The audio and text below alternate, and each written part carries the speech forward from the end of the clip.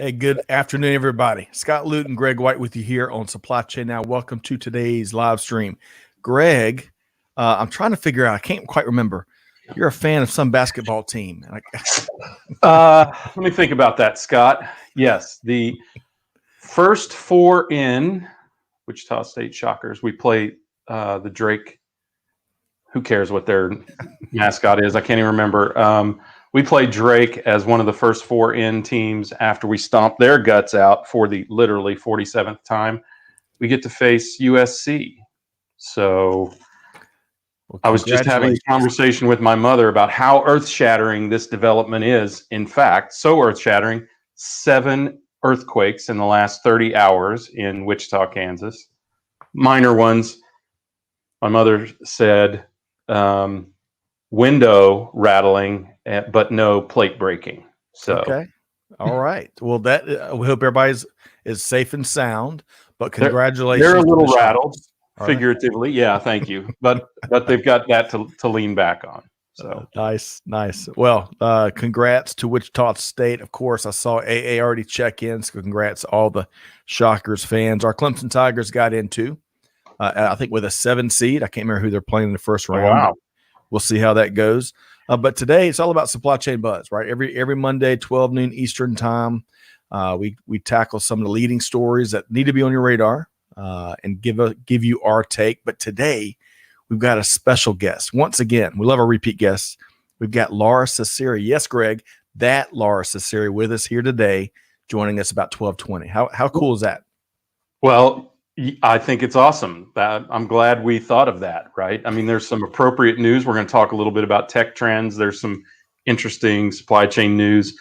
Of course, my opinion, only the woman influencer in supply chain. Frankly, one of the top influencers in supply chain regardless. But I always love hearing from Lora because you're going to hear truth.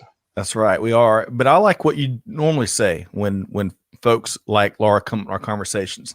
There's this influencer label that's thrown around by everybody and their brother and sister these days. And then there are real influencers like Lora Cecere. And that's no truer words hath been spoken. So we look forward to sharing her insights with our community once again here about 12:20. So, but before we do, we got to get some work done before we bring Lora into the stream. So be sure, a couple of programming notes here, right, Greg? Big webinar coming up March 23rd, Industry 4.0. Nothing new. It's been here for years. That's right. Don't call it a comeback. That's right. What song is that from? That would be LL Cool J. That is Mama Said Knock You Out. That's right. I hadn't thought about that in forever. Well, hey, March 23rd. In an almost as exciting session, we've got Mike Lackey and Tobias Hoffmeister talking about some creative ways Industry 4.0 is being applied, especially manufacturing. So stay tuned for that. Looking forward to that coming up here. Next week. Check out the link in the show notes. I think we also have one other learning opportunity we'll touch on when Lora joins us here shortly, also in the show notes. Separately, today we dropped a great replay of a live stream we did with the one and only Charles Walker and Enrique Alvarez. Now, Greg, this was a really fun conversation with it. Yeah, it is. First of all, Charles, a vet, so always appreciate that and thank him for his service continuously. And clearly he learned something from being in the military about leadership. What he said, the way he said it, the way he says it is leaders build up people to be leaders in their other organization. Today or over the weekend, I think he posted, you can't be a leader without having been a follower. And, just his philosophy on it, very down to earth, plain speaker, which I love coming from the Midwest. I kind of live with folks like that. So I dig the way he represents. He also said we need to be focused kind of along the lines of what you shared on creating more leaders, not more followers. So I love that. It was a very frank conversation we had with Greg, Charles, and Enrique. So y'all check that out on the main channel here today. And separately, this week in business history, we tackled the diesel engine. Some folks may not know where diesel came from. I didn't. Female pioneers in medicine and the first ever URL. That's a really interesting story, and it's kind of a. I'm not gonna let the cat out of the bag, but it's kind of a internet museum now. It's still alive and well. So check that out wherever you get your podcast from. This week in business history. Okay, so let's say hello to a few folks, Greg. We've got three stories we want to tackle, and then bring Laura into the stream. Really looking forward to that. So we'll have to make these quick. Oscar, good morning via LinkedIn. Great to see you. Peter Bolay, it's the final countdown. Hello, Peter. Pratik, great to see you. Thanks for your feedback via LinkedIn last week. Pratik. Anna Mary, great to see you here in Atlanta. Nikhil via LinkedIn. Latia Thomas, Greg, one of our favorites, right? Yeah. So I want to hear how she's doing in her new career. Right. I do too. So, Latia would love to get you rebooked for a live stream, kind of give an update on your journey, as Greg just shared. So get her parents booked too. I think that's right. It would be fantastic. AA, hello from the land of the keepers of the plains. Hello, AA. Great to see you here. Claudia is with us, Greg. Hello, Claudia. Hope this finds you well. Kishore via LinkedIn. Muhammad also via LinkedIn. Great to see everybody. Okay. So, Greg. Wait.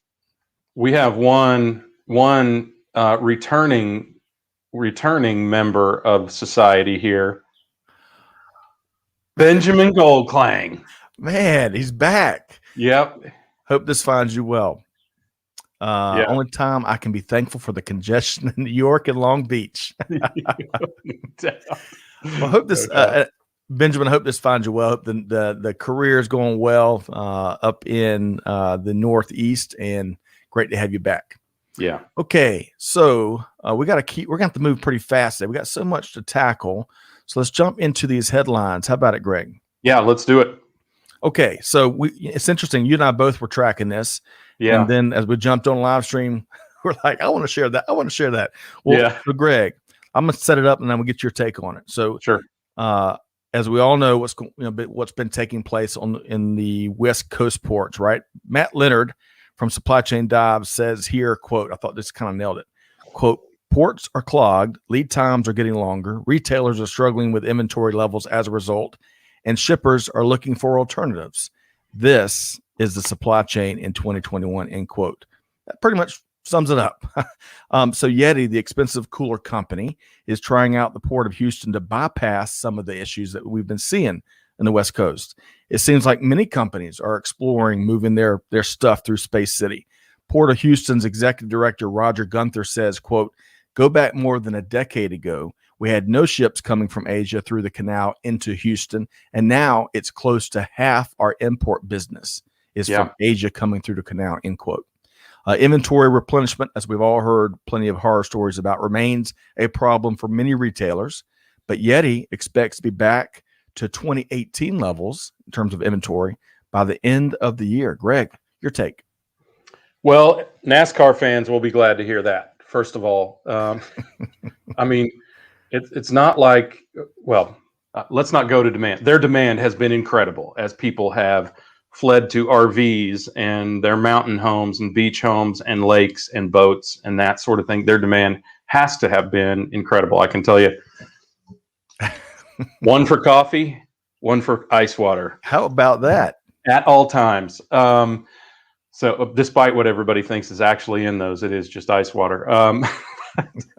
But my real statement here, Scott, is what took you so long? I mean, retailers, brands, shippers, what took you so long?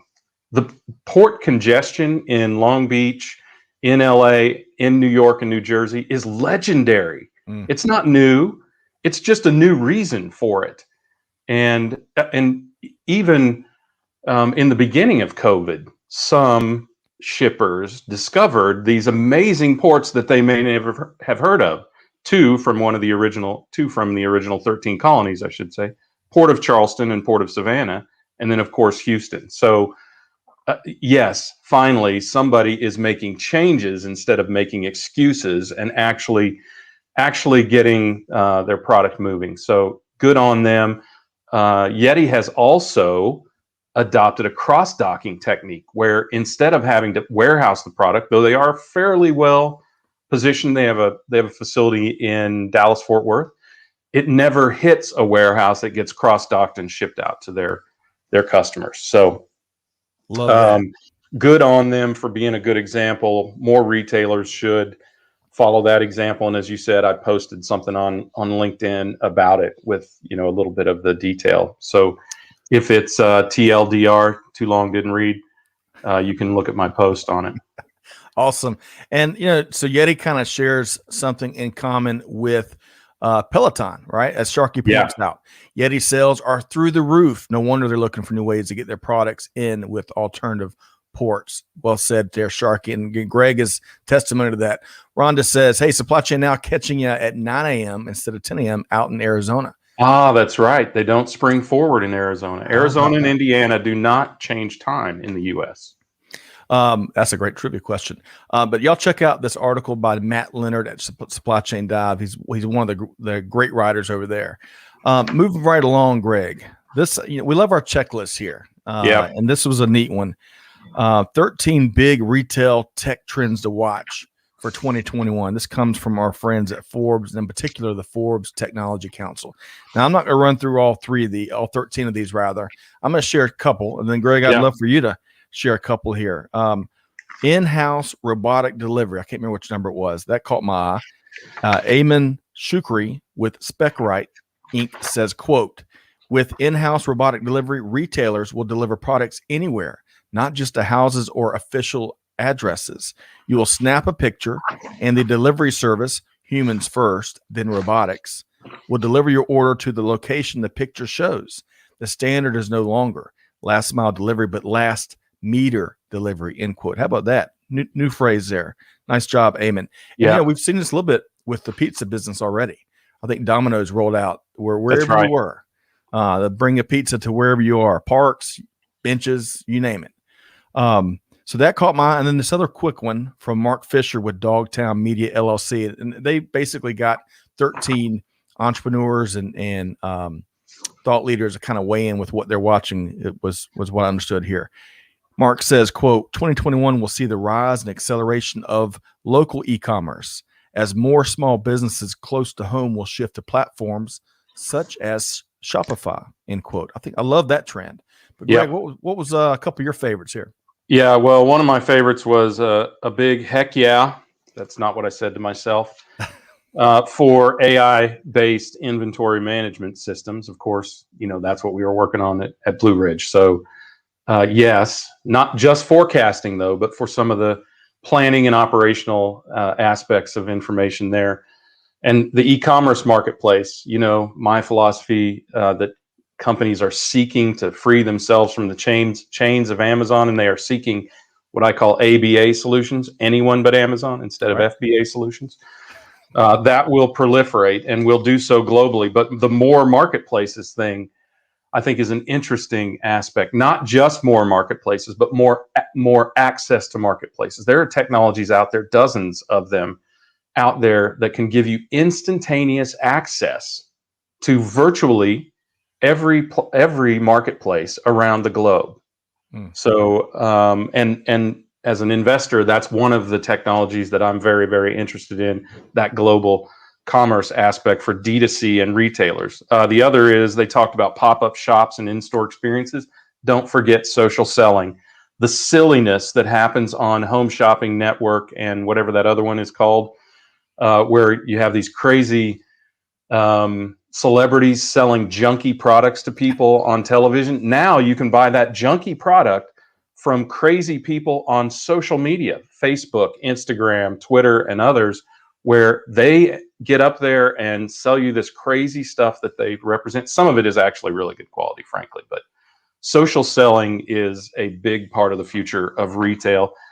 A couple things I would love not to see, both of the instances where they mentioned apps, shopping and payment apps, and more retail mobile apps.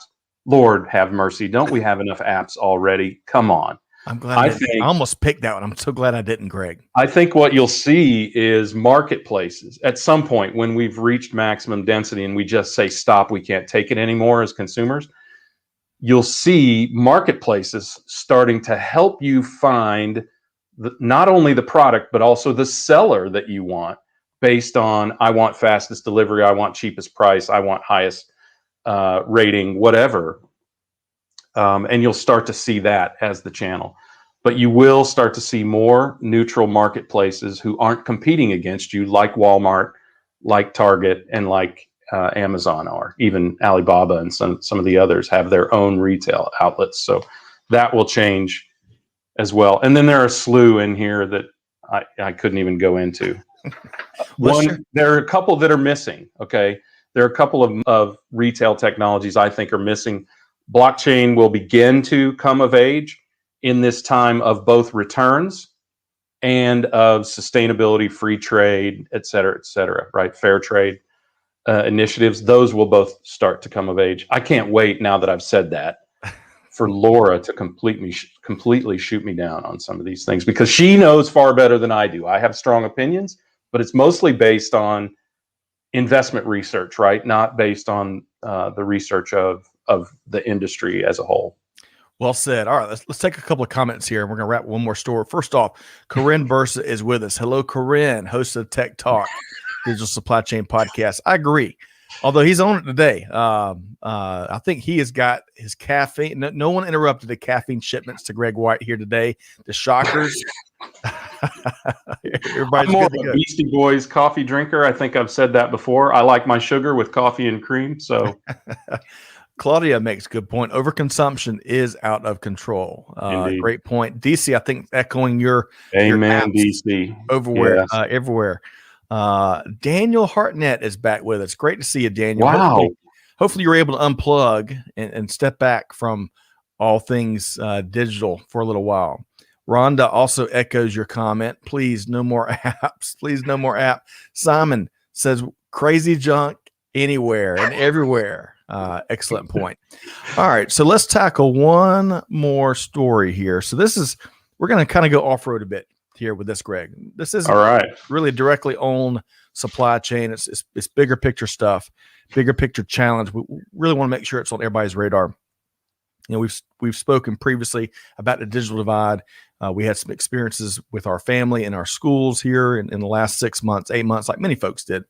We saw up close and personal. And this recent AP story by Tali Arbel, and if I got that wrong, I apologize, but it really speaks to this incredible work that educators, all of our education professionals have been doing to ensure their students are staying connected via remote education. Thankfully, our kids are back in school now, but we lived this for a year and some change.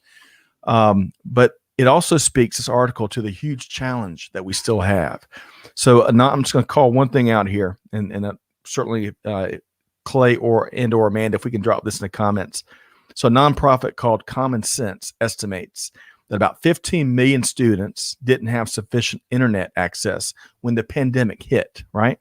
Now, the good news is somewhere between 2 and 5 million students, based on all the great work that educators have been doing, have gained that sufficient access. However, that means 10 to 13 million, unfortunately, still don't have that access. So, and that's just here in the States.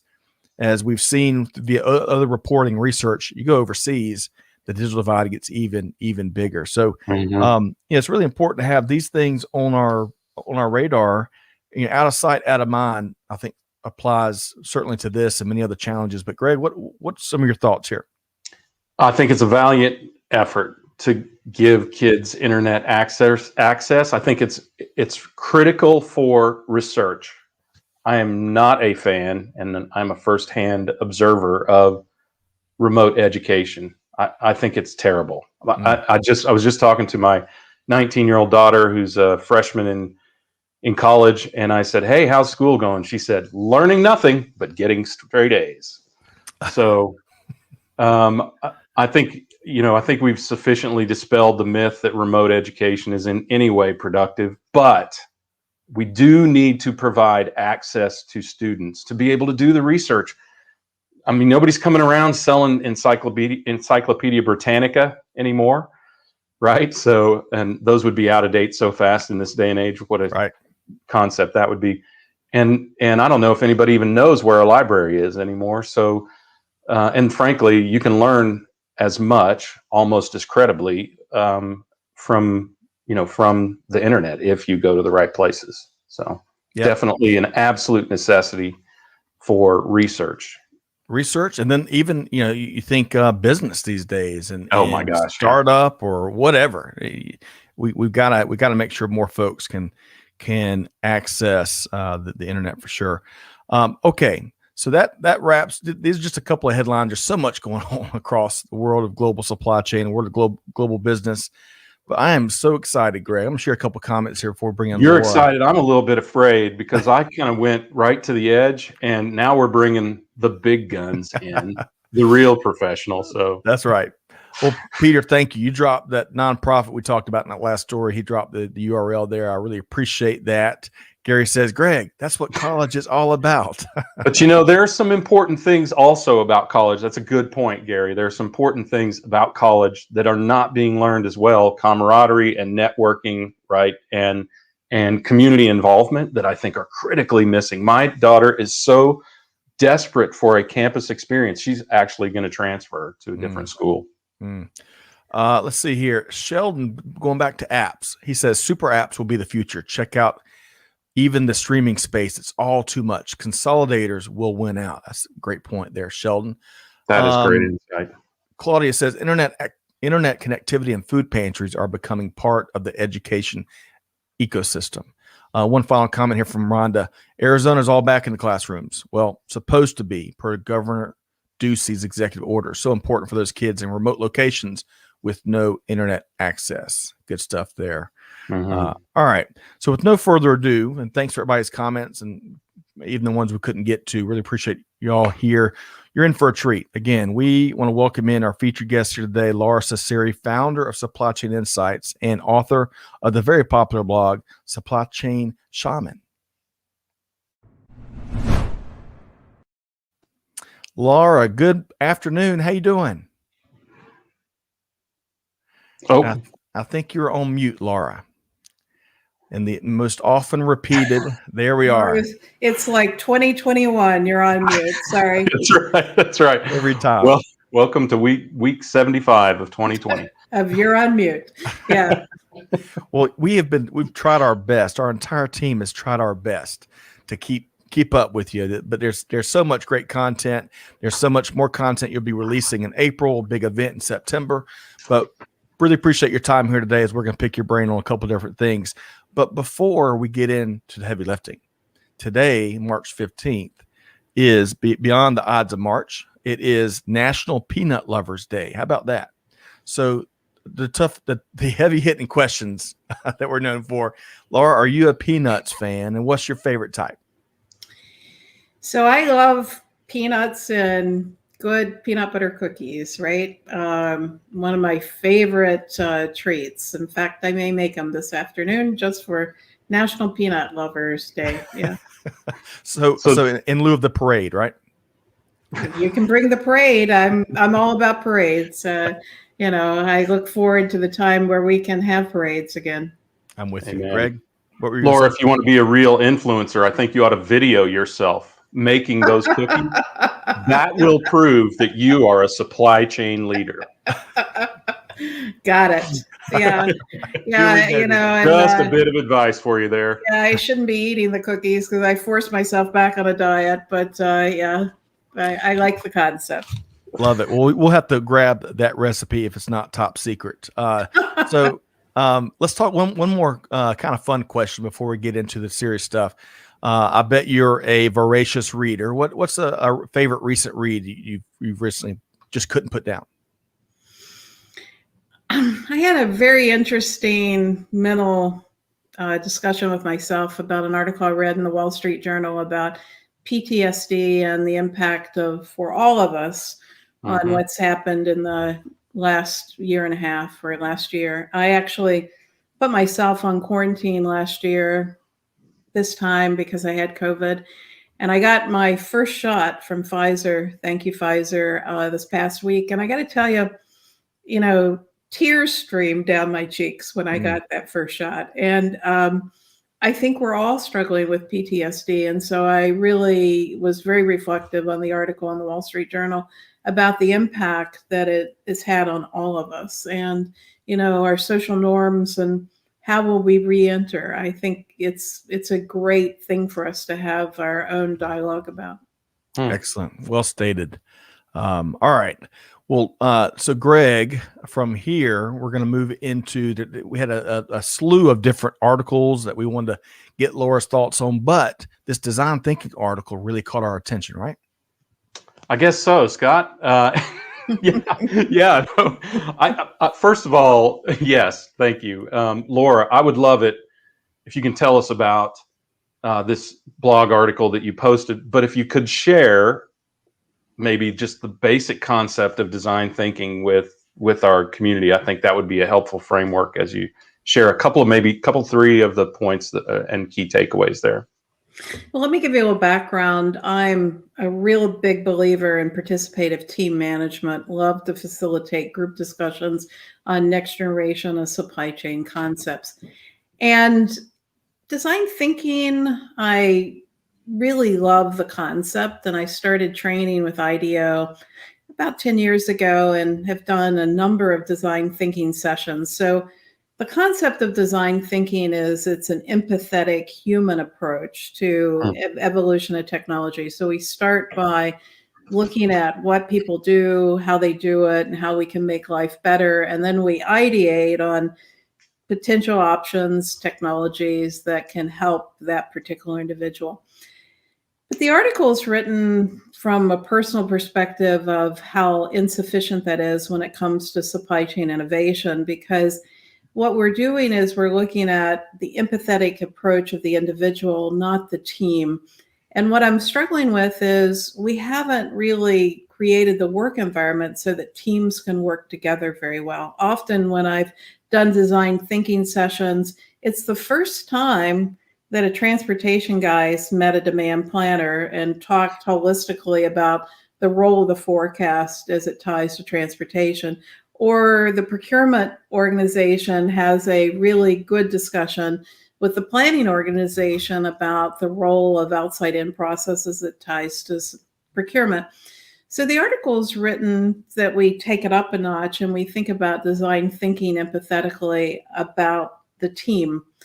But we must first define what is a supply chain team. You know, people will say that kind of loosely.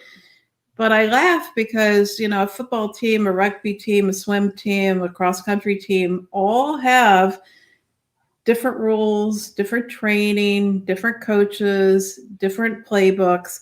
And we use the team too loosely in supply chain. And I think leaders don't spend enough time defining what is the team, what is the role of each of the functions, and what is our end goal, and how do we define supply chain excellence. So I had a great conversation with a business leader from a fantastic electronics company last week who was talking about the role of logistics as it tied to supply chain excellence. And I said, but what is supply chain excellence? And what is the role of logistics against that definition?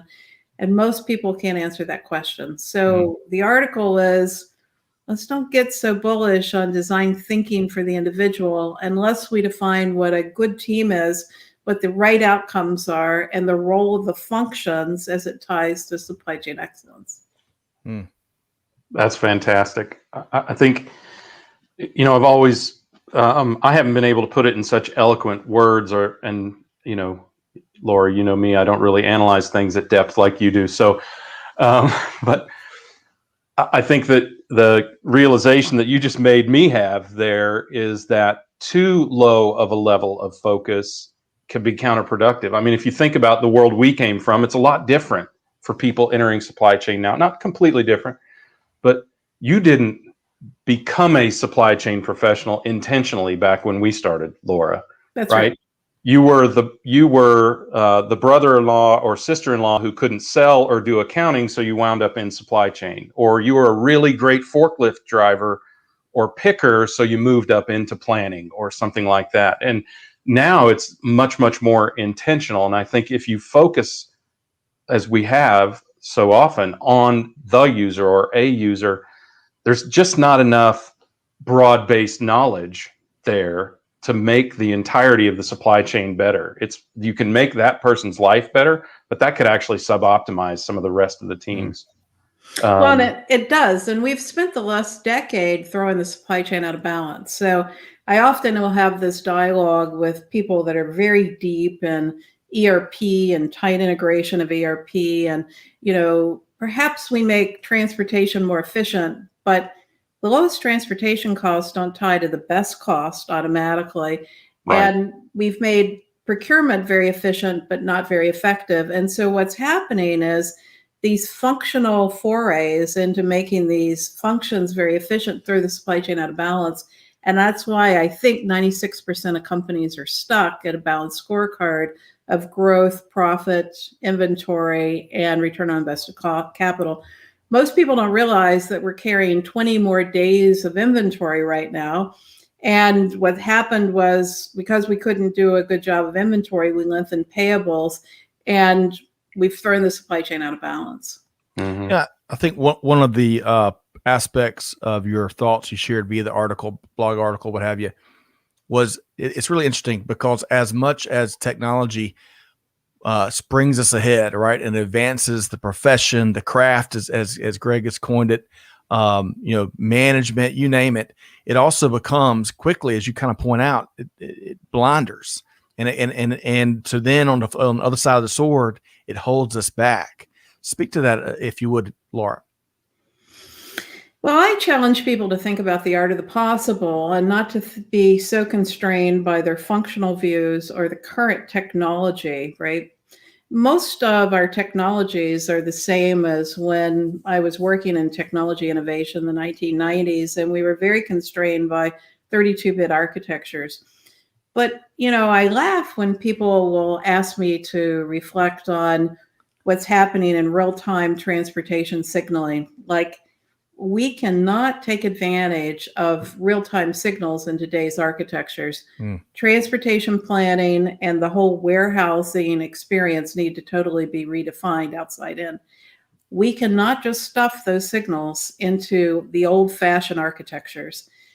Most of the logistics to warehousing to order management is still managed in very functional silos. In fact, I go to a lot of companies and I make them invite transportation, warehouse management, and order management to these meetings. And a lot of times the order management people will be like, why am I going to a supply chain envisioning session? I'm not part of supply chain. Isn't that tragic?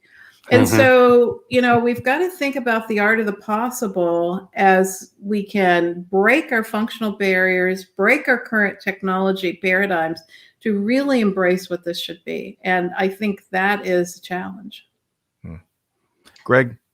Well, I was fortunate to have worked for a retailer back in the 90s, Laura, who recognized that even merchandising was part of the supply chain, right? And think about what a chasm that is to cross, right? If merchandising are the quarterbacks of a supply chain team, purchasing are the kickers, and maybe even the holders.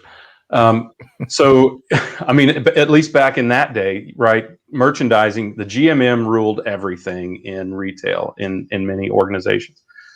And I think bridging that gap for us was critical for us as a breakthrough in supply chain. It changed how we negotiated, how we dealt with our suppliers to bring someone in from supply chain to negotiate things like simple things like order minimums and schedules and things like that.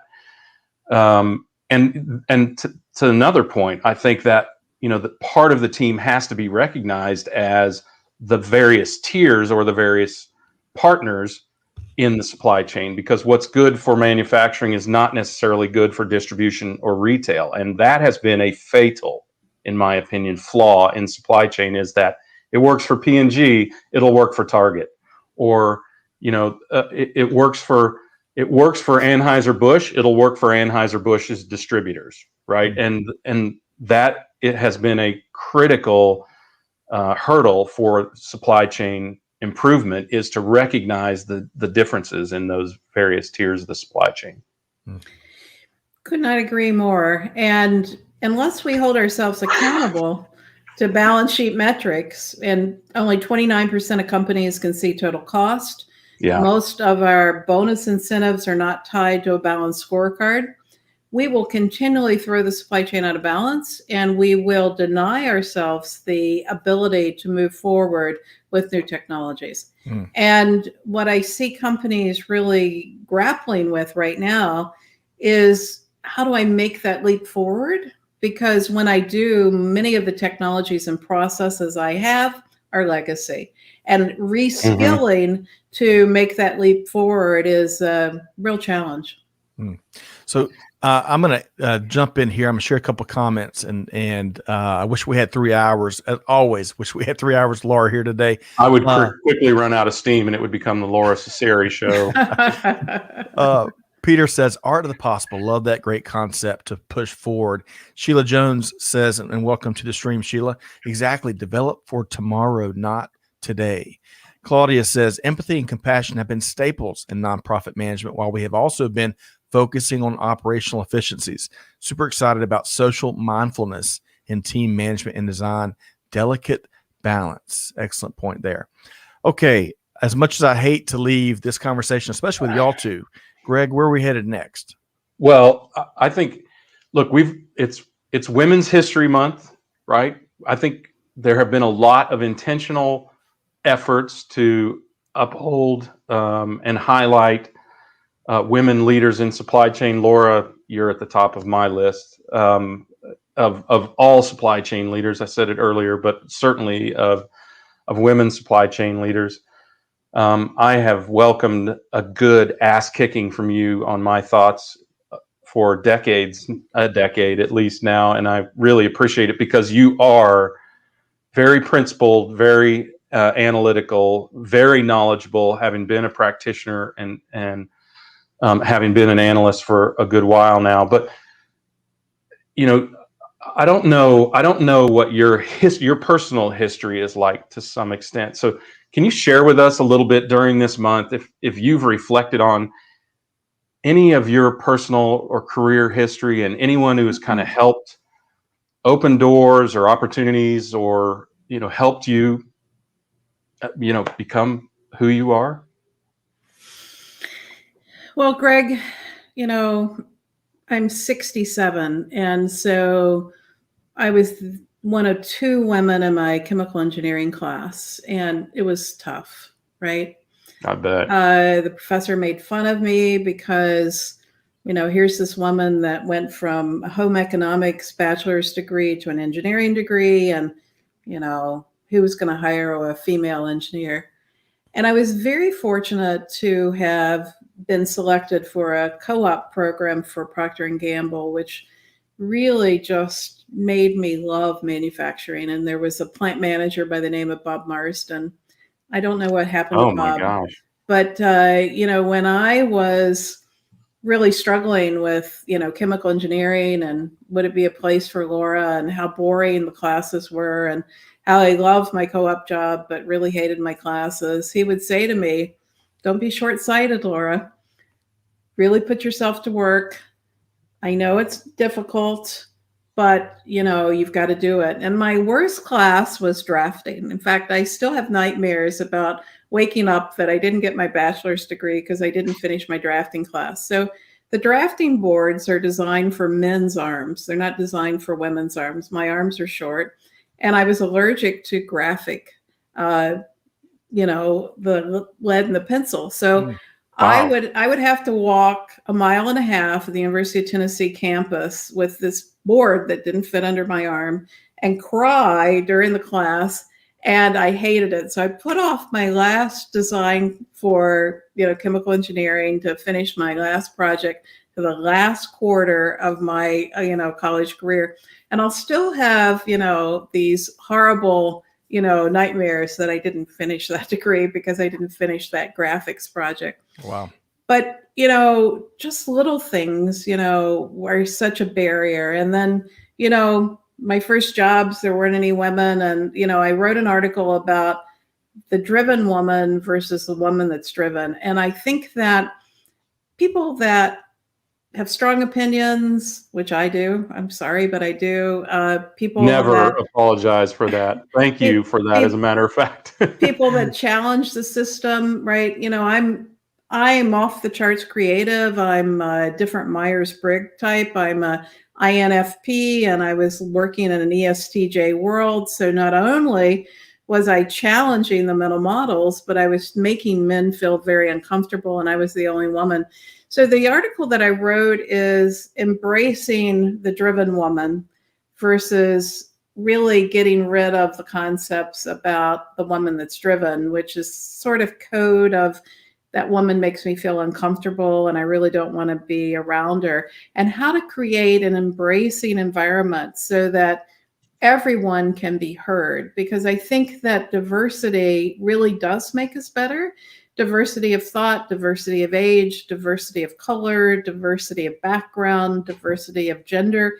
And I think that our uncomfortability in diversity is really at the essence of embracing people that can really help make a difference. And I got to tell you, the first 40 years for Lora Cecere were tough. I was a single mother.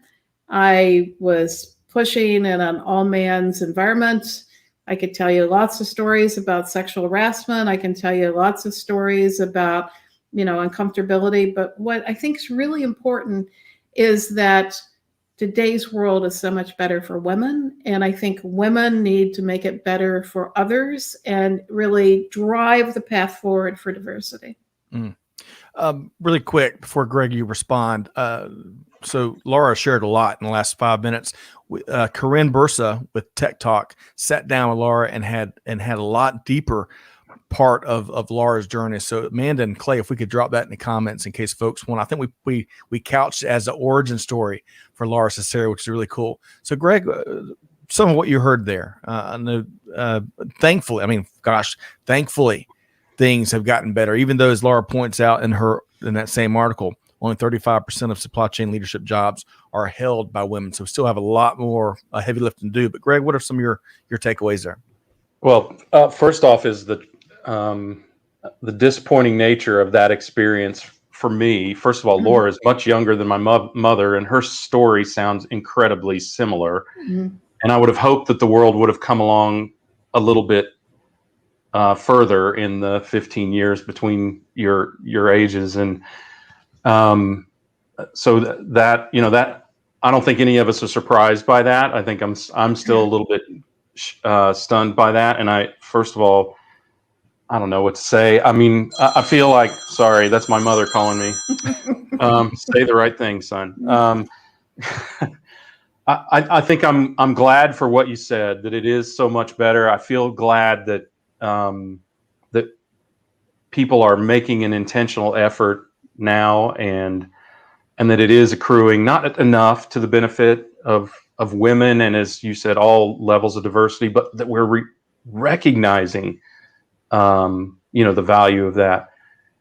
But I got to tell you that you've always made me uncomfortable, but not because you're a woman, mostly because so much more about technology and about supply chain and where it ought to be. And frankly, I think I have personally, and maybe this is just my style, I have embraced that uncomfortability and used it to challenge myself to be better. And I think that is really the most powerful lesson about anything that makes you uncomfortable, is use it to make yourself better. And that's way more than I deserve to say on the topic. Frankly, I think you said it very, very well. But I'm glad that you've made people uncomfortable your whole life, and I hope you keep doing it for the rest of your life, because I'm not kidding you, particularly in supply chain, we need that ass kicking every once in a while. That's true. One of my favorite parts of that story, Laura, that you've shared, and you shared with Corinne, was that professor that held up one of I'm sure just a handful of poor grades, and he said something like, "This is why women should not be engineers," or something like that. I bet that just fueled you to bust through all those barriers you mentioned, and then to go on and kind of poke him in the eye with the career you've had. That's got to bring. That would bring me fulfillment every day. Actually, I almost quit, right? It was a dynamics class. Statics and dynamics are kind of tough classes in engineering school. And I couldn't see the relevancy. And, I made a D, and he held up the paper, and stood right in front of my desk and slammed it on my desk and said, "See, this is why women don't belong in engineering school." And there were like 75 other people in that class. And I felt very insecure because I had enrolled in engineering. I was paying my own way through school. And, when I told my parents I was going to become an engineer, my father said, "Why don't you become a school teacher or a nurse?" And my mother cried, like, "Nobody's ever going to hire you." And so I'm like sitting there going, what am I doing? Right. I could have a job. I had my first bachelor's degree, and, I have this guy who's slamming this down on my desk, and I made a D. And, for a gal that likes to make A's, making a D was really hard. And, there was a guy in the class by the name of Fred who said, "You can become part of our study group." And I wasn't really big on study groups at that point in time. It's an all male environment. I'm an older woman, and, I'm working 2 jobs to put myself through school. But he invited me to the study group, and it was like, certain things started to click, and I started making A's. And then the guys were really glad I was in their group. But I almost quit. And I think that, the lesson is, can you help somebody else from almost quitting? And I recently went to it's a women's supply chain group.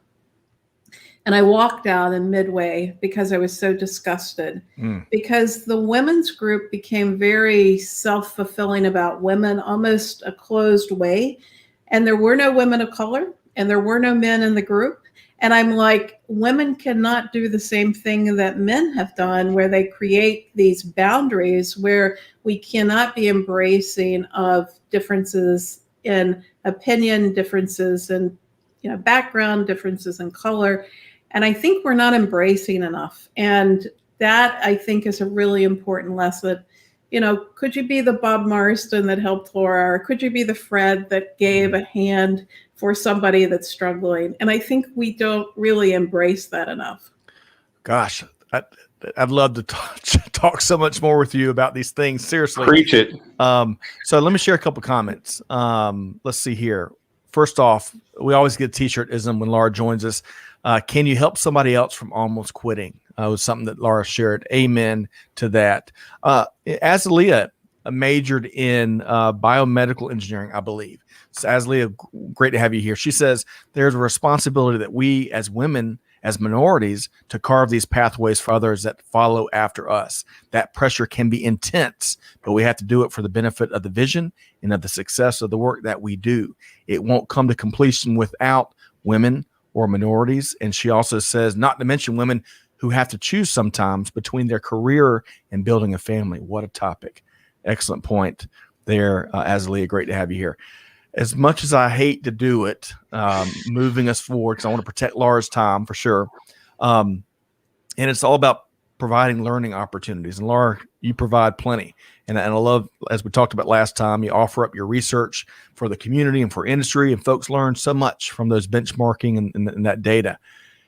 You've got an event coming up this week, March 17th, St. Patrick's Day, I believe that is, focused on improving manufacturing operations and some of the manufacturing lessons learned from the pandemic. All the big holidays, great. The Peanut Lovers Day today, St. Patrick's Day is Wednesday, all the big holidays. So many lessons learned, and I don't want to steal your thunder from that presentation or webinar, but what's one thing maybe you're going to be sharing? And folks, we've got the link to join that session in the show notes. So what's one thing that we've learned from a manufacturing standpoint, Laura? Well, I was an Irish step dancer, so, we're going to do it right on St. Patty's Day. All right. Were you really? I was an Irish step dancer, a competitive Irish step dancer, which got me into dance. Yep. And I had no idea. Wow. I know, I'm Irish to the core. So, the discussion is really about manufacturing excellence. And a lot of times people will talk about risk management and superficially. And the research that I've done says, it's not about recovery from events, geopolitical. It's really about the core of manufacturing excellence. And one of the biggest risk factors we have is that we have global operations. And how do we have consistency and quality of conformance through global operations? And how do we have standardized work processes? How do we make sure that we are able to really manage quality of conformance? And in the pandemic, the 3 applications that made a difference was the connection of order management to ATP, available to promise, finite scheduling, and the ability to close the loop there with descriptive analytics. And so the management of planning to finite scheduling and tying finite scheduling to manufacturing excellence and closing the loop on quality of conformance is our largest risk factor.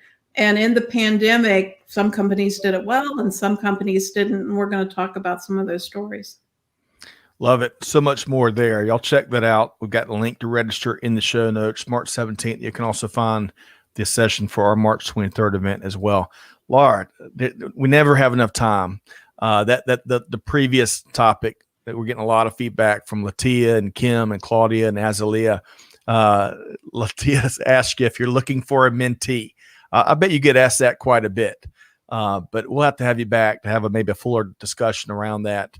How can folks, and Greg, anything? I don't want to take away. I don't want to take away any of your time here, Greg, because we both were chomping at the bit to talk with Laura. But before we wrap with Laura, something Laura said made me think of William Allen White, no relation, an editor for the Emporia Gazette in Emporia, Kansas. He said, it made me think of a quote, and the quote is, liberty is the only thing liberty is the only thing you can't give.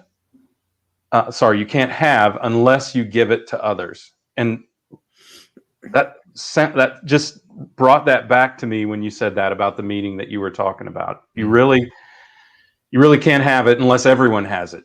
So I think that's a great spirit of. Well, I wrote an article on LinkedIn that's, supply chain has too much stale white bread, which is really about cardboard-based thinking. You think about white bread on the grocery aisle, right? It's that puffy, kind of not very exciting, kind of bread, right? And you look at all the types of bread, right? And I'm like, supply chain has too much stale white bread. We pretend that our current practices are best practices, despite the fact that 96% of companies are stuck. We pretend that our leadership teams are what they need to be, despite the fact that only 29% of people can see total cost and only 9% of companies design their supply chain. And we've really got to take a step higher. And I think that it really comes from embracing diversity. And I love National Peanut Day. I'll be making my cookies and hopefully everybody can celebrate. And at the end of the day, we can kick back and say diversity's king. Love that. And a couple of quick comments here to echo this. Sheldon has a great one. People are marginalized for a number of reasons. Diversity isn't just a women's issue. It's a human issue. Excellent point there, Sheldon. AA says, man or woman, we can all look up to Laura for breaking down barriers and elevating ourselves to the next level. Excellent point. As Leah says, I have been inspired today. Thank you, Laura. You're making our day, as Leah. We kind of knew what was in store, but Laura, you always over deliver and surprise us. So you asked earlier, Laura, why did you get the call? This is exactly why you got the call, and look, definitely appreciate it. That's right, and we are very transparent here and frank. We tell it like it is. Our team was talking from your last appearance, sharing a couple of your Lora Cecere isms internally, and it's good stuff. It's good stuff. It's not that stale white bread. So Laura, let's make sure you're going to be releasing something in April. Supply Chains We Admire, I think, in April, and you've got an event coming up in September. What's the easiest way for folks to connect with all the great stuff you're doing? I currently have a research study that I would love for you to share the link so people can really, I give to them, they give to me. It's a study on analytics. The conference that I'm doing is in September. It will be live cast and it'll also be a COVID friendly in person. Hopefully everybody will have their shots by then. It'll be in September. And in July, I will release the Supply Chains to Admire work, which I'd love to come back on, which is really looking at which companies have really outperformed and why. That's actually my next book that I'm writing, which is what is the essence of true performance in supply chain. And that book will be probably published next year. That's what I'm working right now on, are the case studies for that book. And I'm also working on a design group on what should outside-in processes look like, which is part of the work on that design thinking that I'd also love to come back and talk to you about, because our current processes are inside out, all these signals that we have and all the analytics, how do we use them, and how do we rethink outside-in processes. So I called up Peter Bolstorff, who works for ASCM, and said, SCORE model does a terrible job of defining planning. Let me help you out. And so I've got this cross-functional group with some very senior supply chain leaders. I'd love to come back and talk about that. So my time's up. Hopefully I didn't bore you. No, Not great at stuff. all. Laura, thank you so much for joining us here today. We'd love to have you back on. We look forward to reconnecting with you really soon. Laura Cecere. Bye now. Thanks. Thanks, Laura. Man, that was awesome. That's why she's the supply chain shaman. Agreed. Right. And I know we couldn't, there's so much more we couldn't get to, Greg. I know we would love to get her take on that retail tech list, and I can think about 20 other things. But the good news is this. The good news is Corinne had a deeper conversation about her journey, which is one of the things I love. I love to hear anytime someone punches in the nose and you come back and you don't just come back, you come back roaring and they go on to do things that Laura's done. I mean, that is such a great story. But y'all check out that episode. I got to share some of these comments. I didn't get to ask her how she did in differential equations. I'm curious, always curious about that when someone's an engineer. That's a way above my pay grade. I'll leave that to you. That is the litmus test for whether you are an engineer or not, for sure. Our dear friend Jenny Froome is with us. Duck bread, we call it, but we shouldn't even give it to ducks. Great point there. Clay was having a good time. Might not swoosh her out on purpose so we continue this conversation. Clay, we were tempted to do that. Azalee wants to connect with all things Laura. Rhonda, this is a great point. She loves her humility. Beans person you are. Now that's a new phrase for me. I've never heard of. Is that like salsa there? Is that like a saying? A beans person? I bet that's a spell check misspelling. Okay. It's Monday, man. I'm running a little bit slow. I'm not sure. I have no idea. Yeah. So let's see here. Tommy shares. How about integrating an agile performance management approach and further creating the work environment so teams can work together better? I've heard a lot about agile, certainly in recent years, especially. Claudia wants, send us the cookies. Send us the cookies. I think there's going to be a lot of clamoring, Greg, for that recipe. Demo is with us. Demo, hope this finds you well. Supply Chain Now, thanks for the opportunity. I'd ask what the weather is like. Oh, sorry. No. Good. A respected thought leader as Lora Cecere. We agree with you, Demo, wholeheartedly. Yeah. What were you saying, Greg? I was going to say I'd ask what the weather's like in Panama, but I'm sure we'd all be depressed by it. I guess 82 and sunny. I hope your family and, of course, AA, our thoughts and prayers are with all the folks in the middle of the country out throughout Wichita. I think AA mentioned not too long ago that they expect another follow-up tremor or quake or what have you. So we hope, hope best wishes to you and your family that might still be in the Wichita area, Greg. Well, moderately concerned, though it's not uncommon. With fracking in Oklahoma, that's created some instability there, and of course there's this Humboldt fault, which has always existed running through the Midwest. It's been more frequent lately, but so far non-damaging types of quakes. So interesting. Yeah. Let's see here. Shraddha, hello. Welcome from India via LinkedIn. Great to have you here. Hopefully you're not just tuning in, because if you did, you missed an outstanding session with Lora Cecere. But the good news is the video replay will be available basically once we sign off here, and we'll be dropping the replay in our podcast channels, the audio version, come Thursday. So y'all stand by for that. Okay, Greg, before we wrap here today, so much going on this week. What's one final thought, whether it's something Laura said, something you're reflecting on, something, one of our community members shared, something you got coming up? I get the chance, by the way, to interview Greg one-on-one. Hadn't done it in years on Thursday's live stream. You're not going to miss that. We're nailing down the theme, but we're going to be talking probably tech, startup, entrepreneur, supply chain tech stuff. But I don't want to steal your thunder, Greg. What's one thing that you want to leave folks with?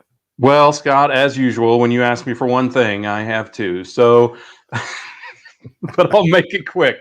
One is this myth of best practices that Laura alluded to. I have long struggled with that. The truth is that often what we've called best practices are ancient practices based on the little data or the presumptions that we made from the non-robust data, limited data that was available in the past. And now we have much more robust data that allows us to look at things and have some breakthroughs on the way things ought to be done. So the myth of best practice in supply chain, that really hit home with me.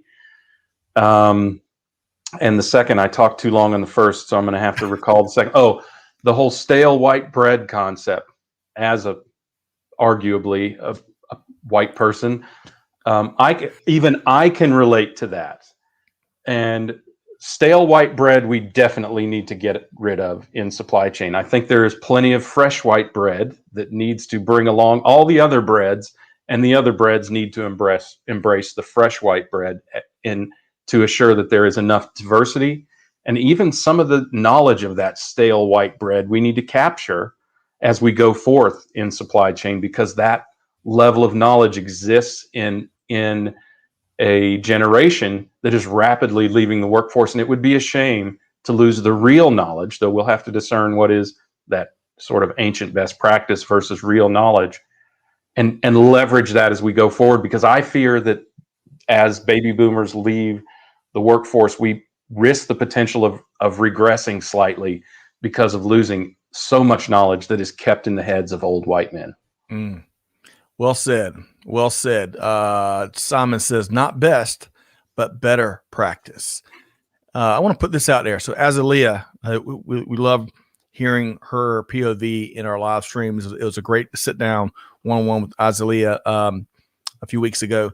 By the way, she's looking for full-time opportunities in the Atlanta area. So she's available to relocate in April, looking at analytics or engineering. So if any of y'all know of opportunities or professionals, she would love to connect. And that's going to be, she's got a lot that she brings to the table. Any organization is going to be very fortunate there. We have an interview with her, by the way, if you want to find out what Azalea is all about. Right? Scott, you did an interview with her, right? We sure did, and we're going to be dropping that as the audio version of that on Wednesday. So you don't even have to wait that long. Don't even have to go looking over hills and mountains to find it. It's going to be right there if you subscribe to Supply Chain Now. And on that note, Gregory, if y'all enjoy this episode, we got some really cool things up our sleeves. Make sure you journey over to supplychainnow.com, where we're working very hard to serve as a voice of global supply chain. And folks, you don't want to miss conversations like this. If you happen to miss some of today's conversation with Lora Cecere, we drop these replays in our audio podcast channel. So subscribe for free. And as always, Greg, there's a money back guarantee that comes with your subscriptions. All right. That's right, Scott. your satisfaction or 100% refund. You really should do some commercials, Greg. You really would. You really should. A lot of people say you're in the wrong business, but they never really tell me what business I should be in. I'm just in the wrong business.